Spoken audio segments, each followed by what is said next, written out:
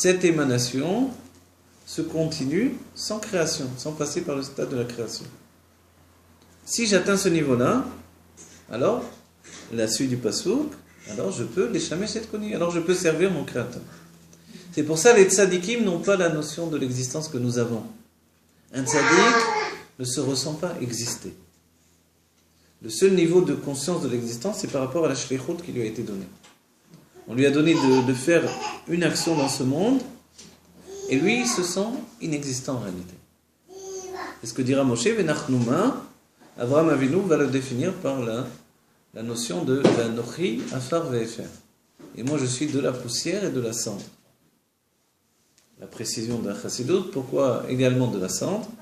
Quand on dit de la poussière, ça suffit, je ne vais pas chercher le plus bas, du plus bas, du plus bas. À nouveau, on voit qu'Abraham est relié au domaine, au minéral. Mais il va jusqu'au bout, parce qu'il nous dit de la cendre également. Parce que dans la poussière, on peut voir qu'une plante peut pousser encore, mais dans la cendre, on ne peut plus rien faire pousser. Et la cendre, c'est le niveau le plus, on va dire, antérieur, le plus bas, le plus antérieur du domaine, du minéral. Et c'est dans ce niveau-là, finalement, que l'on dit que, puisqu'on vient de la poussière, on retourne à la poussière. Qu'est-ce qu'il y a entre la poussière et nous? Il y a aussi les cendres. On va dire, quel rapport entre les cendres et la poussière? Le rapport, on ne l'oublie pas, c'est les cendres de la vache rousse, lesquelles peuvent enlever l'impureté de la mort. C'est-à-dire que quand on va jusqu'au bout, quand Abraham dit cette phrase-là, c'est pas simplement une phrase qui veut dire qu'il est betachlit abitul, qu'il est rien du tout à ses propres yeux.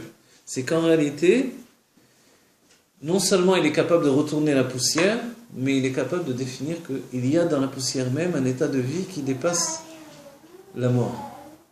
Comprenez l'idée? Puisque les cendres de la vache rose vont enlever l'impureté de la mort.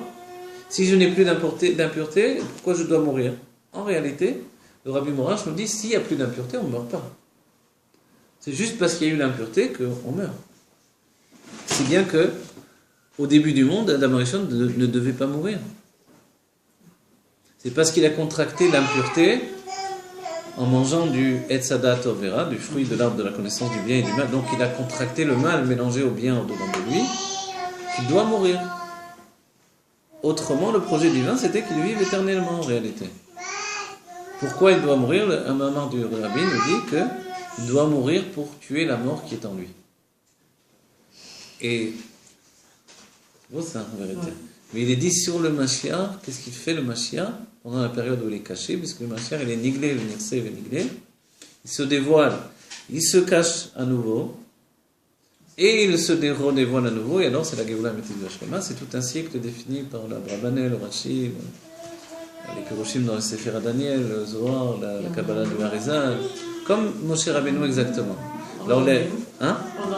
Là on est dans le stade de Nirse, il est caché, il va revenir et ça va être, on dit, la plupart sont d'accord sur le fait que le Mashiach se dévoile, il y a un groupe qui le suit, mais pas tout le monde.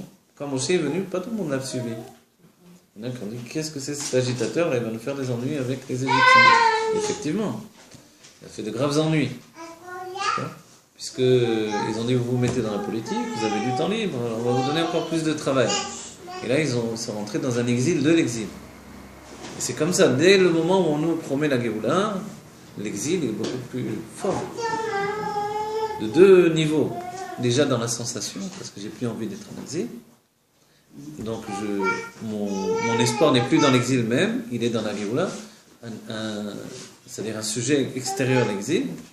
Mais en plus de ça, l'exil me le fait payer également. Parce que je suis en train de renier l'exil où je me trouve. Or, tant que je m'installe dans l'exil, tout va bien. Mais dès que je viens renier l'exil où je me trouve, alors ça devient maintenant une guerre lancée à l'exil. C'est ce qui s'est passé en Égypte. C'est ce qui s'est passé en Égypte. Et dans ce moment-là, alors, Moshe est reparti, effectivement, dans la période où il est reparti. Et ensuite, il revient de nouveau. Et quand il revient, c'est la Géoula de ce moment-là. Pas encore la Géoula Métis Vachlema. Et les sages ont dit, de cette manière-là, le Mashiach, Atid, les Galod, les Kassot, les Galod, les Chazal.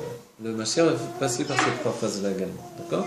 Donc en fait, pour terminer tout ça, en réalité, quand Abraham va donner tant de mesures de désir et de plaisir pour le corps lui-même, et Sarah représente toutes les femmes, elle représente le corps de tous les juifs, c'est parce que finalement, pendant que l'âme va s'élever dans les mondes divins, le corps, lui, n'est pas retranché du plaisir divin. L'idée même de l'explication du Tzemach Tzedek, c'est de nous dire que la vie du corps est différente que la vie de l'âme. Mais ce n'est pas pour autant que ce n'est pas une vie.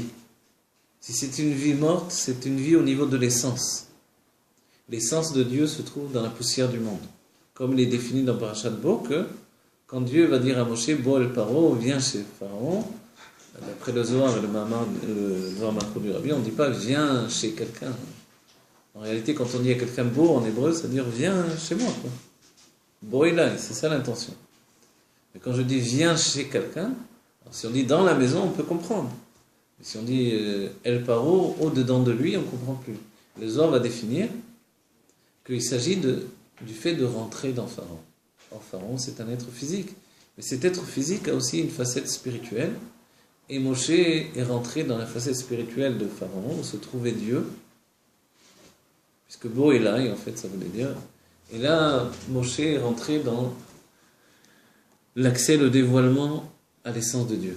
Et là, il a vu que c'était une dimension infinie. Et en réalité, c'est là où se trouve Sarah, dans notre paracha.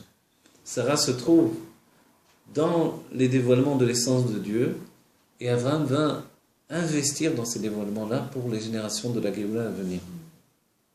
Pour qu'il n'y ait pas justement une déconnexion entre le corps et l'âme. Pour que le moment où le corps va prendre conscience qu'il a une vie indépendante de l'âme, qu'il ne lui vient pas juste de la nourriture, mais qu'il lui vient de l'essence même de son être, en réalité, le corps est beaucoup plus élevé dans la source divine. À ce moment-là, le corps va vitaliser l'âme d'une vie nouvelle qu'elle ne connaît même pas, qui est un dévoilement de l'essence. Et en fait, c'est sur ça qu'Abraham va investir. Comme tout juif, il investit de l'argent quand ça vaut le coup. Et pour la résurrection aussi. Pour la résurrection, en réalité, pour le moment de la résurrection. Et c'est pour ça que tout ce cycle-là, il est lié à la Marpella. On va terminer ce cours. On souhaite à chacun la Géoula Amétite Vachlema, qui est que du bien tangible et véritable. Amen. Voilà, le sujet reste ouvert sur certains points, mais on a rassemblé l'essentiel de ce qui devait être rapporté. Voilà, que Dieu nous donne la Géoula Amétite Vachlema, Terefumien Namash, que l'on pénètre dans la véritable spiritualité de notre être et que l'on comprenne que notre corps n'est pas en dehors du service de Dieu et que c'est par le corps que l'on va atteindre tous les dévoilements du service de Dieu de la Géoula Amétite Vachlema. Beaucoup de bonheur,